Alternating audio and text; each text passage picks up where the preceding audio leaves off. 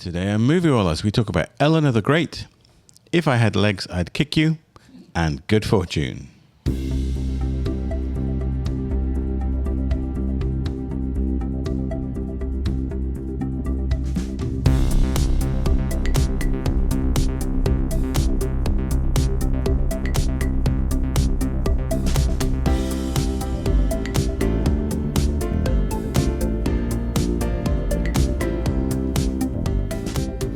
It's time for Moviewallas. Hi, this is Joe. Hi, it's Rashmi. And Yazdi as well. Moviewallas is your weekly dose of film reviews, movie news, and general banter in theatres, on DVD, online streaming, or in the back of an airplane. If you love the movies, this show is for you. Back-to-back recordings this Friday night. It's a good way to spend a Friday evening, isn't it? It is. Sure. It is. Talking about the things we love watching. No alcohol needed. It's a gift. No. Yes. No alcohol offered. Hint, hint, Yazdi. I have so much alcohol, you have no idea. Don't boast. What would you like? No, it's all good. Honestly, if you open a bottle of wine right now, I'd Yes, drink he the whole does thing. make a mean mule. He does. He's a cocktail master. Yeah, you do make a good mule, I do Yazdi. make a good meal. I have 2 open bottles of wine. I have beers. Maybe the next podcast. Okay. But yes, happy Friday again. So we are in the process of catching up on a bunch of movies that we've watched. So we're going to be super efficient, which means, unfortunately, no Netflix picks this week, but we will be back soon enough with some recommendations. If you haven't watched the Catherine Bigelow movie from our last podcast, maybe you should do that. That movie was called A House of Dynamite. So that'll keep you busy. So, I guess let's get into our reviews. We are talking about 3 movies today. Eleanor the Great, If I Had Legs, I'd Kick You, and Good Fortune. Let's tackle them in that order, beginning with Eleanor the Great, which I will introduce. So, Eleanor the Great is the directorial debut of Scarlett Johansson. I didn't know that. That's fascinating. Yeah. So she's obviously adding skills to her resume. I'm sure she's lived on a film set for long enough to know roughly how to do it. So I'll be intrigued to see how she did. The movie stars the wonderful June Squibb as Eleanor Morgenstein, a 94-year-old woman who, after the death of her best friend, leaves her quiet Florida life to move in with her daughter and grandson in New York City. There, struggling to find purpose and connection, she stumbles into a support group for Holocaust survivors, and in a moment of loneliness begins to tell her friend's story as if it was her own. Movie stars, like I say, June Squibb. We also have supporting turns from Jessica Hecht and Chiwetel Ejiofor. Tell me what you guys thought of Eleanor the Great. I was going to mime and then you were going to like. No, go ahead. Okay. I love this movie. It's gentle and sweet and meaningful.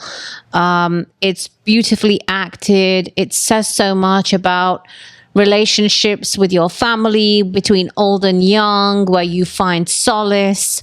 It's about grief. It's about making family where there is none. It's about so much. It's about aging, about being relevant. It's just lovely. I love this movie. Yazdi. Yeah, I like this movie a lot as well. I think it's just absolutely a miracle that insurance companies continue to have June Squibb be like a major actor because she's so old. And How old is she actually? She's 90 something, right? Oh, so the Yeah. character is 94, but I think she's in her 90s, but she's not. She can move around and she can do things, and she has a very strange. She's 95. She's 95. That's amazing, and she's great. And she's Wow. she's the lead in this movie. Yeah. But we can talk about June Squibb. She's very particular, and I'm very grateful for her. But I think this movie, like Rashmi said, is about many things. But for me, it's ultimately a movie about forgiveness in every sense of the word. It's about forgiveness to your family. It's about forgiveness to yourself. It's about forgiving those who have passed. It's about, just little things we might do and say that might inadvertently really harm other people, and how there is no better solution to that than to seek forgiveness. So I really, it kind of is very gentle. It's not banging you on the head with anything. There's no moralizing. I think there's a very workmanlike quality to the whole movie in terms of how it's put together. It's not fussy. It just goes from 1 to 2 to 3, and I think that kind of bodes well for Scarlett Johansson as a first-time filmmaker. Yeah, I'm very impressed with Because, her. you could get bogged down on getting the perfect shot and, making people cry about this. And it's Using like, everything in your bag of tricks. Yeah. right. And she's Yeah. like, just trust the story. This is the story I've been given. Yeah. I'm going to trust it, and I'm just going to run it through, and I'm going to let the story do all the hard work, and it does. So I appreciated it a lot. Yeah, it's one of those the whole family can enjoy together, right? If you're looking for something, the holidays are coming up soon, and you're looking for something to watch, this is a great movie to just put on and watch as a family.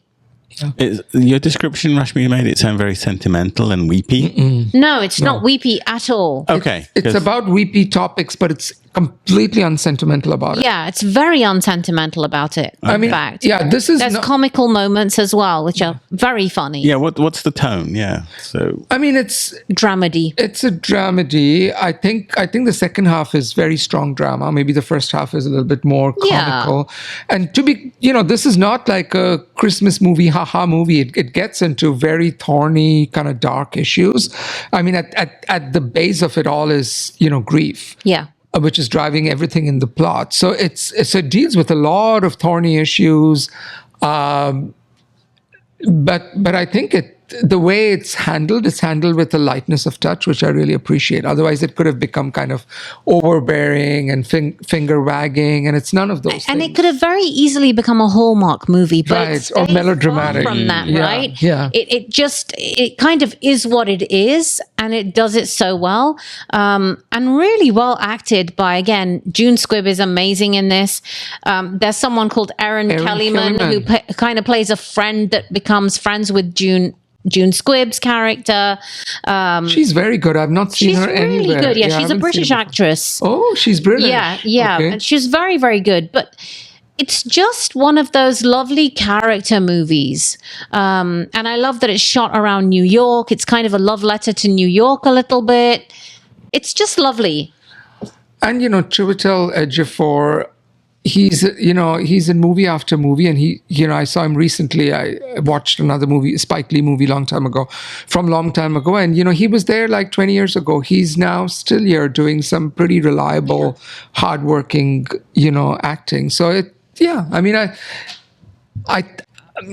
it's the equivalent of a Clint Eastwood movie. I think it's really no fuss. Yeah. It's like, it seems like it was made quickly in a month without making a big deal about it, without spending a lot of money, and it stands on its own merits. Yeah. Yeah. Sounds like a quick summing up, but it's a good movie. Yeah, a Go Yazdi. 7 out of 10 for me. I think there is not a thing wrong with it. June Squibb is not Meryl Streep, right? She's not a great actress, but everything she does, she's very believable and she's very grounded, and so she's really good company to spend time with. And she has a little bit of difficulty. She has to carry some pretty difficult kind of plot twists, and she's really up to it. Yeah, it's an 8 out of 10 for me. Really enjoyable, sweet movie. Yeah. Make you smile. Yeah. love it. And Hollywood, give some money to Scarlett Johansson Yeah, to make she's some a other movies. very competent director. Very competent director. Yeah. Yeah, that sounds it. I'm looking forward to getting a chance to see that. Yeah. Okay. Moving along quickly, then let's talk about If I Had Legs, I'd Kick You. Okay, so I have the intro to this one. So with her life crashing down around her, Linda attempts to navigate her child's mysterious illness, her absent husband, a missing person, and an increasingly hostile relationship with her therapist. So this is written and directed by Mary Bronstein, and it stars the incredible Rose Byrne, who we all love. Mary Bronstein's actually in this quickly. Delaney Quinn plays a child. A$AP Rocky is here, and Christian Slater, amongst a whole host of others. We just saw A$AP Rocky in the Spike Lee movie. Yes. No lesser thing. No. Highest to lowest. Highest to lowest. Yes. And So he's here pretty- again. Yeah. I wonder if they call him A$AP or Rocky. I always ask that question. Okay, so Joe, what did you think of If I Had Legs, I'd Kick You? Something you don't often hear from me. I have to say that I I struggle to interpret this. So, for me, this is one of those movies that makes me feel a little dumb. There's a British comic trope where somebody says, I don't really understand that. And that's kind of how I felt about this. It is it's very engaging, and, Miss Byrne should begin kind of, picking out Oscar costumes, because I think her performance here was standout. And I love that she's in the lead again. She's, we all, I think you, Yazdi, always bring that up when we see Rose Byrne. It's like, why is she given opportunities to lead a film? Well, she's really on point here. Again, I think I should also add it. I was so stressed when I came out of this movie. My cortisol levels were through the roof. So, I just didn't understand some of its themes. It delves into kind of moments that feel like horror at times. And I know that there's some deep metaphorical points being made that just didn't hit me well enough. So, frustrating. It's something I admired, not loved, but I mean, when I say I admired it, I mean I really admire this movie. It's got a lot of really good things, just not my cup of tea. Yazdi. So I think I've said this for two other movies before, and I think this movie joins the legion of two other movies which have come out relatively recently. One was the movie Tully with Charlize Theron, which came out, 5-6 years ago. And then most recently, last year, we had Night Bitch with Amy Adams. And I think this movie joins the legion of those two movies in making the case that literature and writing and films and arts and pop culture tends to venerate the state of womanhood. Like, the best thing that can happen to a woman is that they get a child, which is true, but most of those forget to mention how sometimes having a child can be entirely soul crushing. It can just, suck the last breath out of your body because it's so demanding, especially if you have a difficult child. And I think the purpose of this movie is to kind of, bring again to the fore a mom who is just completely losing it being a mother. She's overwhelmed. She's overwhelmed, and we don't see that often. I mean, like Tully did that, Night Bitch did that, and this one does it as well. And it's funny you brought up the horror, because the movie does go into body horror, and as did Night Bitch. But I think that it's all meant to be metaphorical in that, what the mom feels is like actual physical bodily harm.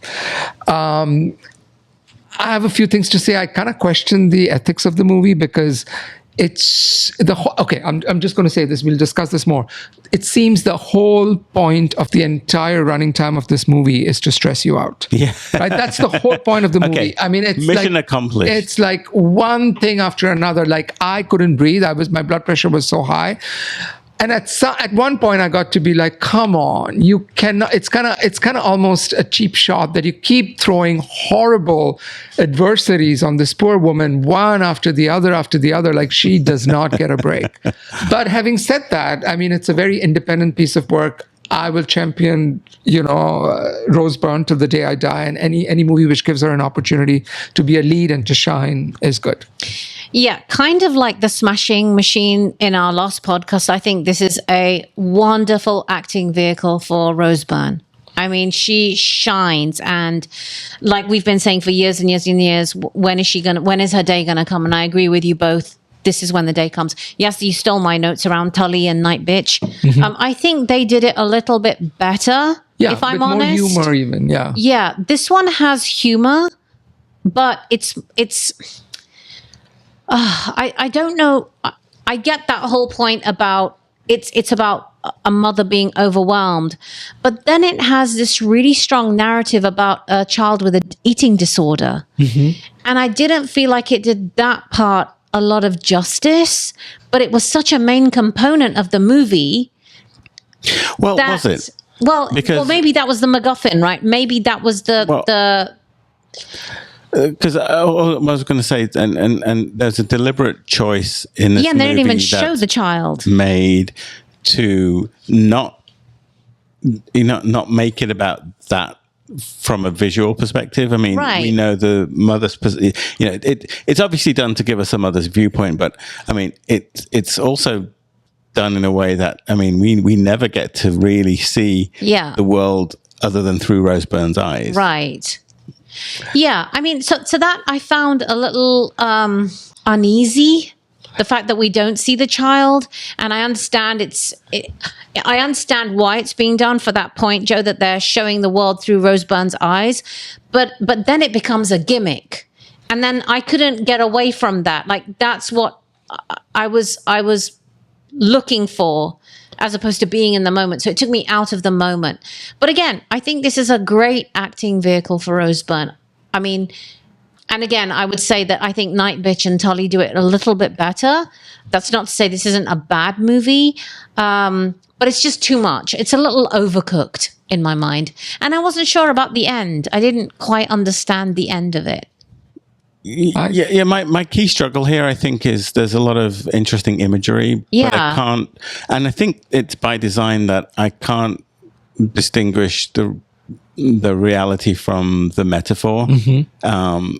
And so in a way it feels very schizophrenic, because again, there's this like little subplot then about this patient that goes and does something. She's a therapist herself, right? Right, she is a therapist, and she has a patient who then goes and creates this whole like sub plot. And so but the some of the imagery is goes into horror territory, but I couldn't parse out what was imagined and what was real. And so again, I think that's purely by design, but that kind of thing as a very simple movie viewer can frustrate me if I can't penetrate what they're getting at. And I think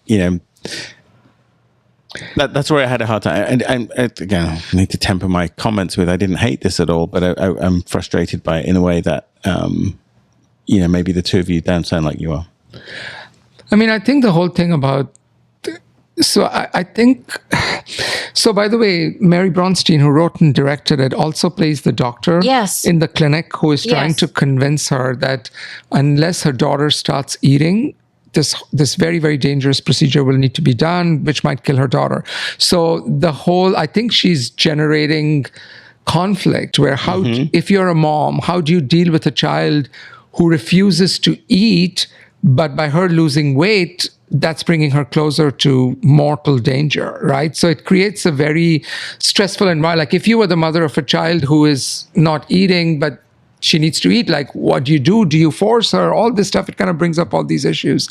I also agree that the whole side plot was kind of interesting. And we should also mention that Conan O'Brien is here as her co-worker who's also a therapist in who's her therapist and also a functioning therapist in the same office. So there's a lot going on. And I was very surprised with Conan O'Brien. He seems like a good presence. Yeah. I mean, I liked him here. I would also like to, in case our listeners are puzzled about this, I want to be very clear. This is not for the squeamish. Okay, so this movie, the body horror part at one point gets very intense, and that was the part where I was wondering, like, is she really doing this, or is this in her head? Yeah. I have an interpretation. I think she really did it. And I have an interpretation that the ending was more positive. But you could read it in any number of ways because the movie has gotten so intense by that point that you don't know if it's reality or imagined. Yeah. I mean, I think that's what made me ultimately very uncomfortable with the movie, because it crosses over into actual harm. And again, we don't know whether it's real or imagined, but when you cross that line, a character for whom you sympathize is deliberately given a different like slant, and so I became very uncomfortable then, and like, what am I watching here? Like, why? And again, the director is effectively, pushing my buttons and making me feel stuff, which is exactly what I think the intention was. But that left me a little lost. I guess that's my kind of summary here. Yeah, right? And score. I mean, I struggled to like this movie, but I do admire it. I'm going to give it a generous 7. It sounds like I liked it more than I did, and I didn't love the movie, but I mean, I admire what it's doing, and I think it's a necessary watch. I think it's a worthwhile watch for people who can stomach it. Yeah. No pun intended. Yeah, no pun intended. Yazdi. It's a great title. If I had legs, I'd kick you, but I have no idea how that applies in any way with what's going on the screen. I mean, it's a very memorable. Something she says in a conversation at one point. Yeah. Okay. Listen, some movies are like a fun thing you watch, right, when you're stressed and you just want to unwind. There are some movies which are great, like mythic stuff, and you get excited. There are movies which are thrillers. And then there are some movies which just put you through the ringer. This is that movie. This movie puts you through the ringer. It seems to be genetically designed specifically to stress you out from the first minute to the end. So if you want a very kind of visceral, kind of heart-racing, stressful, immersion kind of experience in a movie, then and maybe you're too jaded with all the frivolous stuff you see otherwise, then I think this movie is for it. I will be putting Rose Byrne's name in for best lead actress in a movie for sure, because she's so committed with this, through the absurd part, through the unthinkable parts, through all of the parts. She's so game, and she's that her character is never in the slightest way meant to be sympathetic. Like, she does horrible things all the time, and yet we are kind of with her, and that's I commend her for that. So because it's so unusual in its physiognomy, it's so kind of atypical of anything else we see, and because it kind of, like Tully and like Night Bitch, is making the case that motherhood can be really, really traumatic, especially if you're a single parent. I'm giving it an 8 out of 10, but it's not for everyone. I think if you want a different experience, watch it. If you're squeamish, don't watch it. Yeah, I'm giving Rose Byrne's performance a 10 out of 10. I think the movie for me overall, like Joe, is a 7 out of 10. It lacked something, and I feel awful that I can't articulate what's missing from it. Yeah.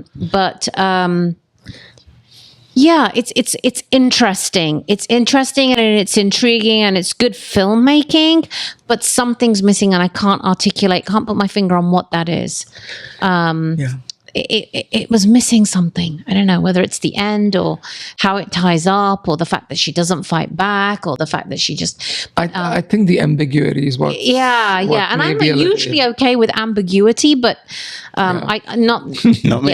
Yeah. So 7 out of 10. So same score as Joe's, and I did enjoy watching it. It's not for everyone. Yeah, I mean, I hope this writer-director makes other movies, but I want her to kind of tone it in a little bit, because the movie really upset me because it uses the sounds of her daughter screaming again and again and again to kind of like a cheap shot to stress you out, because I got sick of just listening to her daughter screaming at the top of her lungs, and it was very unsettling for me, and it felt like a cheap shot, right? If you've used it once or twice or 3 times in your movie, it's effective.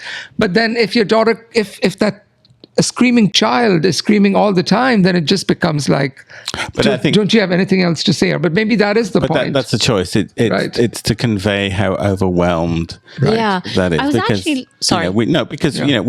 We've been in the presence of family members with young children, and there are times when there is no off switch, right? Mm-hmm. And we're fortunate we get to dip in and out, and we haven't. I can understand the plight if a parent of a child with this sickness being completely unsupported by her husband, and so I think that was a directorial choice to put us in her shoes, but I was looking up Mary Bronstein. I mean, she's directed a movie back in the day called Yeast, which had Greta Gerwig and the Safdie brothers in it. Wow. Never heard of that movie and never seen it. So interesting. So this is only her second feature that she's directing. So interesting. Okay. All right. That's the end. Let's move along then. One more. I was like, that's the end. One more movie. Not yet. We've done all our homework. No, we haven't. We've got one more movie to review in this, and then we'll be coming up with another podcast very soon. So let's quickly jump then to Good Fortune. Yes. Yazdi, I'll introduce it. You'll yes. tell us. So Aziz Ansari, who, by the way, we are going to be seeing We're live. seeing him on Sunday.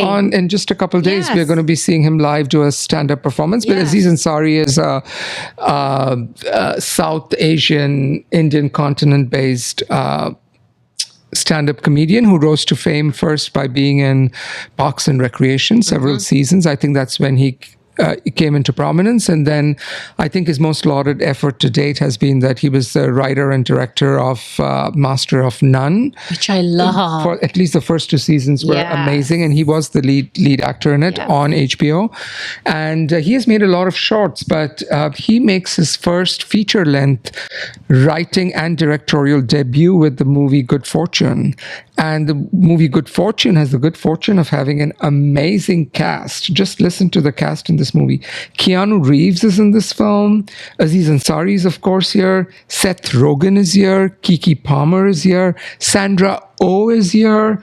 It's almost an embarrassment of riches. So Ansari has written and directed it, and the one sentence IMDb synopsis of the movie is that a well-meaning but rather inept angel named Gabriel meddles in the lives of a struggling gig worker and a wealthy venture capitalist. The struggling gig worker is played by Ansari, and then the wealthy venture capitalist is played by Rogen.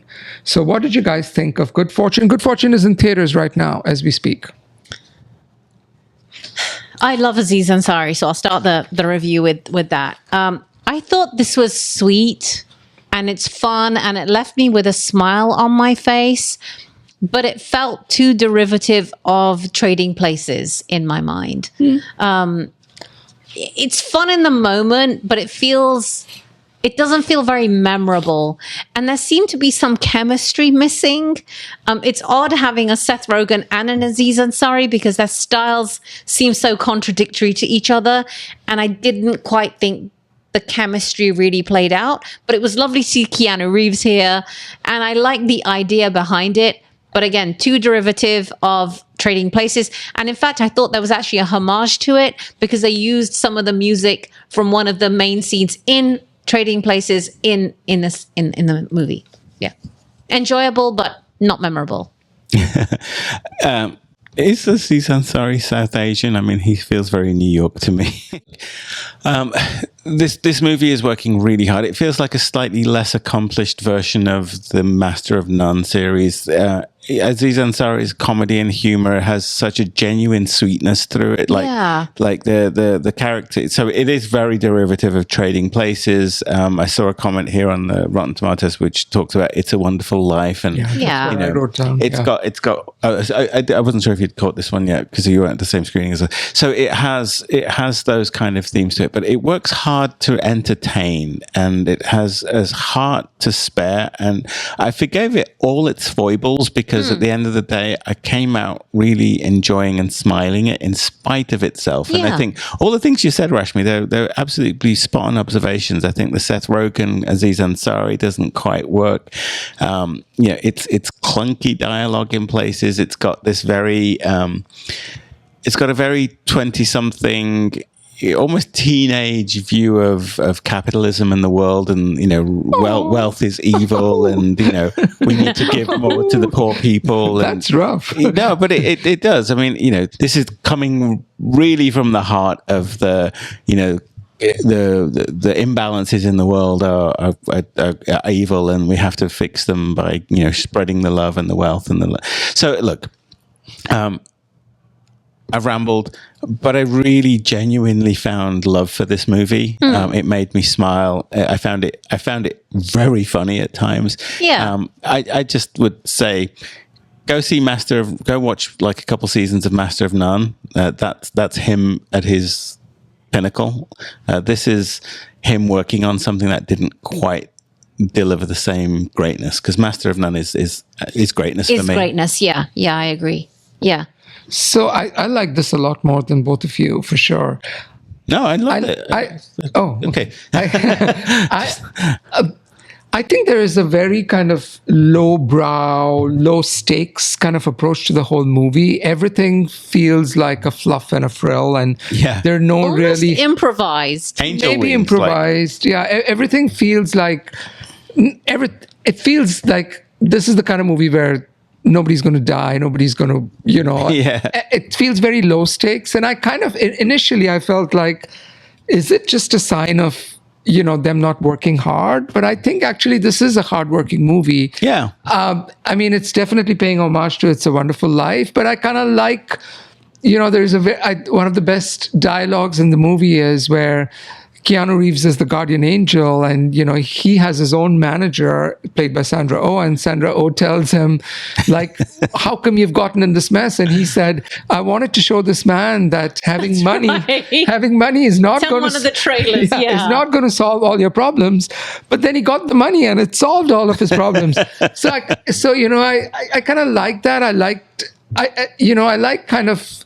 I see what you mean, that there's a different sensibility to Aziz Ansari and Seth Rogen, but I think we're living in Seth Rogen's kind of a good time for him. Like, he's been on Platonic, he's been on The Studio, and he's doing this, and Rogen is always Rogen, right? He has zero versatility, right? But for what he does, he's pretty good.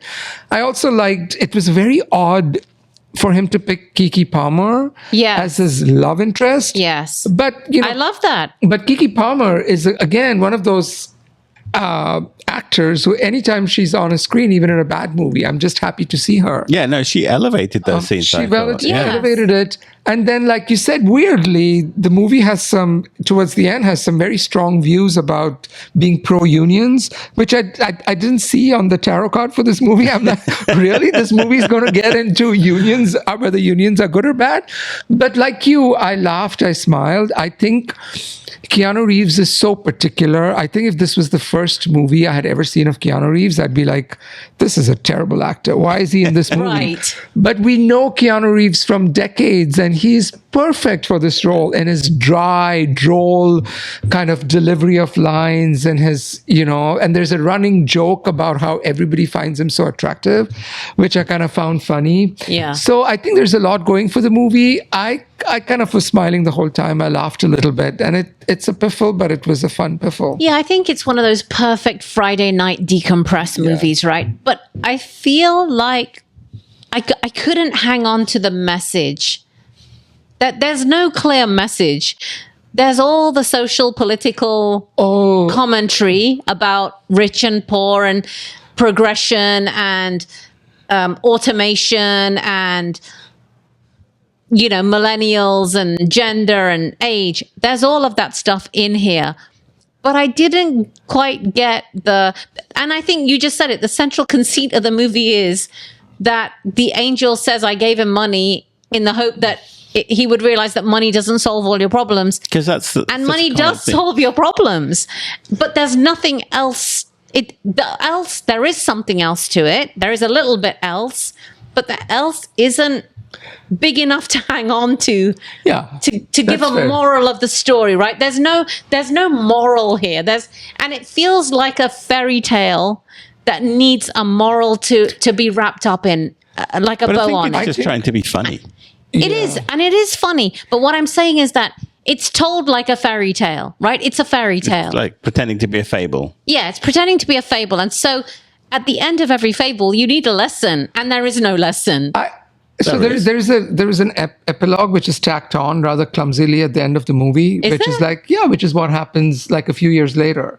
And I think that so I think if that wasn't there, I'll have to rewatch that bit. Yeah, if that wasn't there, I would agree with you that it kind of is like, is it saying it's good to have wealth after all, or is it not? But I think that epilogue very conclusively says that we all complain that our life sucks, and that if I only switch my life with George Clooney or with whoever, with Julia Roberts, it'd be so much better. But surprise, it turns out that your own life is wonderful, and that's the life you're meant to have, and you will never be happy living Julia Roberts' life. I think that was my takeaway, which is a very obvious kind of thing. You would have expected a little bit more insight, a little bit more depth to it. Yeah, I agree. Yeah. Especially because that's what it's trying to sell you. And so I think it's just shy. If that had been very punctuated, this would be an amazing movie. But again, I'm now doing a Joe where it sounds like I hated the movie and I didn't. I think it's good enough. And I would give this, I'd give this about a 6 out of 10. Oh. Yeah. Oh, that's still... Yeah. I mean, it left me smiling. Okay.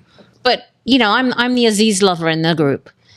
Maybe So you maybe you're not, I because my score's going to be substantially higher than that. Mine too. Go on then. 9. No, I mean, to me, this is like a squidgy donut of a thing, right? Yeah. Like it's absolutely, it's not empty calories. It's like very satisfying. I didn't get the satisfying. Enjoyable, indulgent calories. You can't have it too often, but I mean, it's just, as we found out this week. We did have donuts this week, our annual donut run. Our annual donut run. We only allow ourselves donuts on once a year, maybe twice at most. But I love donuts. But for all its kind of foibles, it's effective, and it made. I left with I was beaming when I came out, and when I spoke with the press rep at the end, he said something.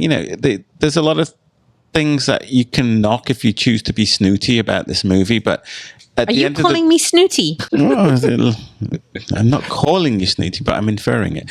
No, but at the end of the day, the movie does its job of being funny, and it does it with big heart. And what more can we ask for? 8 out of 10. Okay, Yazdi. Yeah, it's an 8 out of 10 for me as well, which is a little generous, but this is absolutely the back of the plane movie. This is absolutely the movie. If you've had a bad day at work, you hate your work colleagues, you need something to de-stress, go watch this in the theater. Watch it on a Friday evening, watch it on a Saturday evening. It has its heart in the right place. Maybe, like you said, it's a little superficial in its view of the world, but I like what it has to say. I'm smiling even as I'm saying it right now. Keanu Reeves could just coast on his, Matrix and John Wick movies. Yeah. And I love that he trusts Aziz Ansari enough to be in this kind of lighthearted role. And he kind of, I'm really there for him. I'm there for Kiki Palmer. And I think it's like a hug, right? It's a hug. It's maybe a hug from a donut. A hug from a donut. Yeah. So I really like it. It has its heart in the right place. 8 out of 10. Okay. Good. Yeah. Good. All right. Well, once again, thank you for listening. If you've made it this far, we appreciate you. We do. Please like and subscribe if you're watching us on YouTube. It really helps us gain some traction. I see our numbers are a little better than they have been. So, getting, especially after the podcast drops, I see a big surge of people who watch as soon as the podcast drops. So, I get much more data from YouTube. I wish we had more numbers on our actual audio as well. But nonetheless, thank you for listening. Thank you for being with us. Thank you. I hope you enjoyed these reviews. Coming up, we have reviews of Frankenstein, Springsteen, Deliver Me From Nowhere, and Blue Moon. They will be in a podcast coming up to you very soon now. Until then, he was going to listen to a podcast as we are ending the last one. I was trying to see the audience score on our last podcast, but carry on, yes. Until our next podcast. Too many movies, too little time, mate. Goodbye from me. And me. And me as well.